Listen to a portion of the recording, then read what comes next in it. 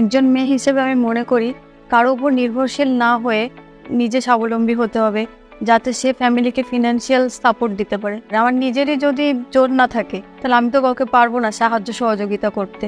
আমি রুকসানা আনিস মিষ্টি, আমি বর্তমানে বায়োজিনে অ্যাসিস্ট্যান্ট এক্সিকিউটিভ পদে কর্মরত আছি।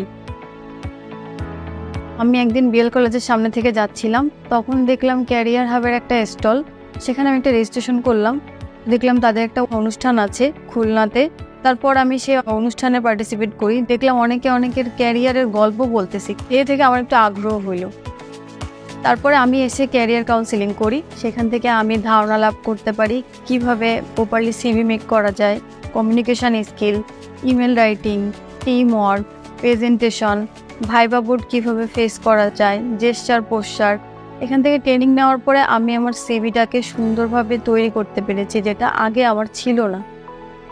এখানে একটা সেশন ছিল ফিডব্যাক সেশন, তারপরে কিভাবে পাবলিক স্পিকিং করতে হয় বা বলতে হয় এভাবে তো জানতে পারলাম।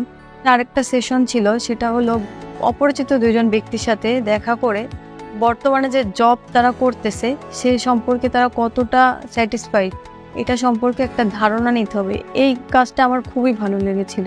এখান থেকে ট্রেনিং নেওয়ার পরে আমি বাসায় গিয়েও প্র্যাকটিস করতাম, আমার হাজব্যান্ডের সাথে প্র্যাকটিস করতাম, যাতে আমার ভাইবা বোর্ডে গিয়ে কারোর সামনে ভয় না লাগে, কথা বলতে দ্বিধাবোধ না হয়। কমিউনিকেশনটা একটা বড় মাধ্যম, যেটা আমি জব রেডিনেস ট্রেনিং থেকে আয়ত্ত করতে পেরেছি।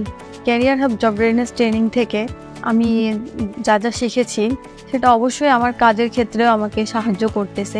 যেহেতু বায়োজিনের ওখানে একটা অ্যাস্থেটিক ক্লিনিক, পেশেন্টকে আমার প্রেসক্রিপশনটা সম্পর্কে বোঝাতে হবে, কেন আমার প্রোডাক্টটা ভালো, আমাদের কী কী ট্রিটমেন্ট আছে, সার্ভিস আছে।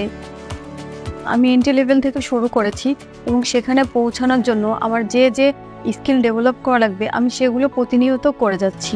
কোনো কাজই আমার কাছে ছোট নয়। আমি ভবিষ্যতে নিজেকে রেপুটেড কোনো অর্গানাইজেশনে উচ্চ পর্যায়ে দেখতে চাই।